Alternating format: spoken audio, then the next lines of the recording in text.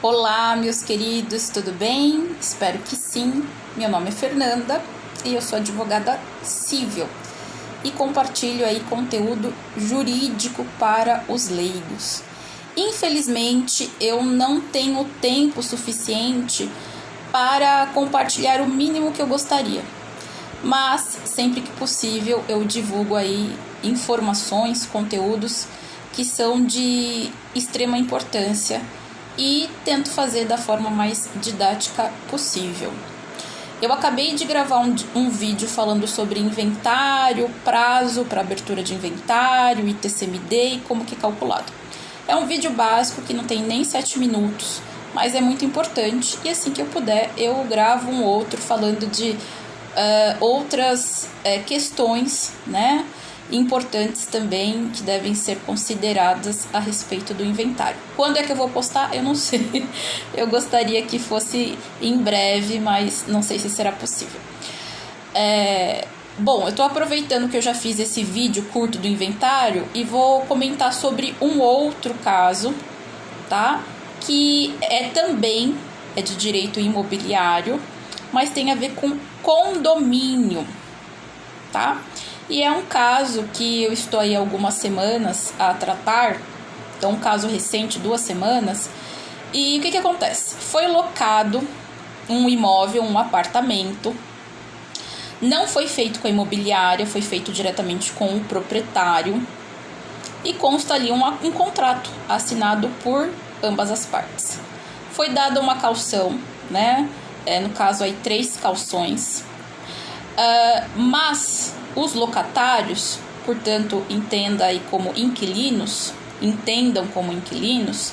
quando eles entraram no imóvel, ele não estava, no caso aí eu posso dizer, considerado de forma habitável, né? Então ali não tinha uma pintura que fosse adequada, infiltração não, algumas parecendo um pouquinho de rachadura, isso é um problema porque também tem a ver com a estrutura do prédio, né?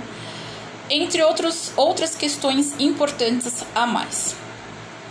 Então tiveram aí que contratar, né, prestador de serviço, arcar com custos para deixar ali o imóvel de uma forma habitável, razoável. No mais, o que acontece? O locador, que é o proprietário, disponibilizou ali, né, e geralmente assim quando você loca um apartamento, a respeito de fazer uso ali das outras áreas que são disponibilizadas pelo condomínio. Por exemplo, lá tem a piscina, tem a sala ou academia, tem a quadra de esportes, tem o salão de festas, entre outras coisas a mais. Então você precisa pagar o condomínio. O locador tinha débito com o condomínio, né? Tinha aí vários débitos. Portanto, os locatários, inquilinos, não podiam fazer uso das outras áreas, apenas o apartamento. E não foi esse o trato, também não tinha essa informação. Portanto, o proprietário, né, o locador aí, agiu de extrema má-fé, porque ele já tinha ciência disso.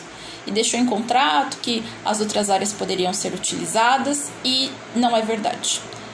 Então, inclusive, a locatária ia ali fazer uma festa de aniversário para o filho, achou que estava tudo certo, chegou no momento e não pôde usar o salão de festas. Na verdade, ela não conseguiu reservar. O que eu posso fazer diante de um cenário desse? Não vou pagar o condomínio. A dívida vai aumentar para outra parte? Claro que vai. E exigir que ele faça um acordo, que ele pague os débitos do condomínio para que você, locatário, possa fazer uso daquilo que consta previsto em contrato. Assim, não sendo, o que eu posso fazer? Posso oferecer, né, uma ação judicial pleiteando aí, inclusive, danos morais. Por conta aí do cenário que eu retratei. Nem tudo é dano moral, mas diante disso, sim. Tá? A má-fé configurada, entre outras coisas a mais. O importante é tentar resolver ali da melhor maneira possível, formar provas, tá? Então, assim, por meio de conversas via WhatsApp, então, printa, porque às vezes pode desaparecer a conversa depois de 24 horas. E-mails, sempre deixe formalizado. Áudios, salvo os áudios, porque se for necessária interposição de ação judicial, né? Precisam-se ter provas. O contrato também é muito importante.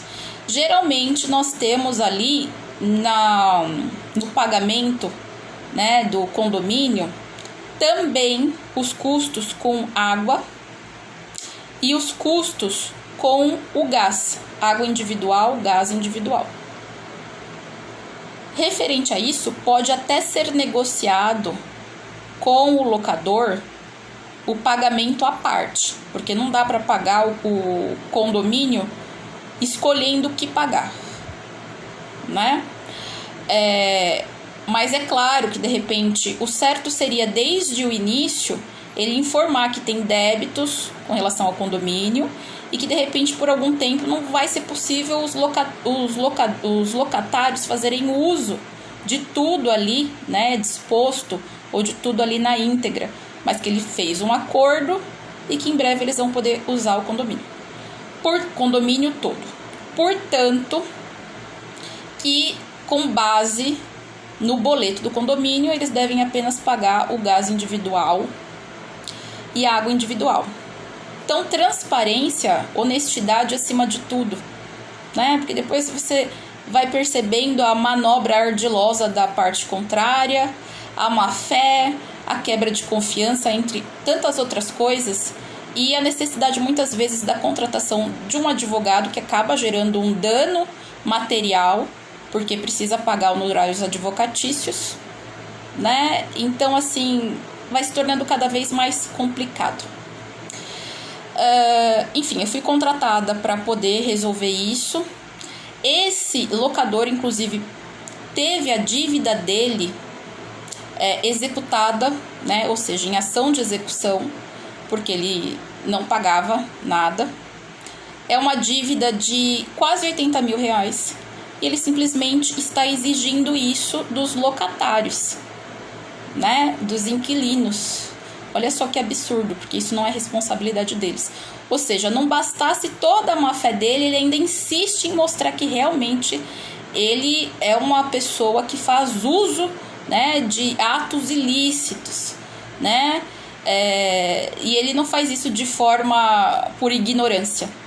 Ele sabe exatamente disso, ele negociou essa ação de execução, porque eu consigo verificar, né, todos os autos do processo, acessando ali a parte exclusiva do advogado, e ele fez um acordo para iniciar o pagamento em abril, fez um acordo em novembro, dezembro, e ele está no ânimo de receber dos locatários um valor indevido para pagar esse acordo.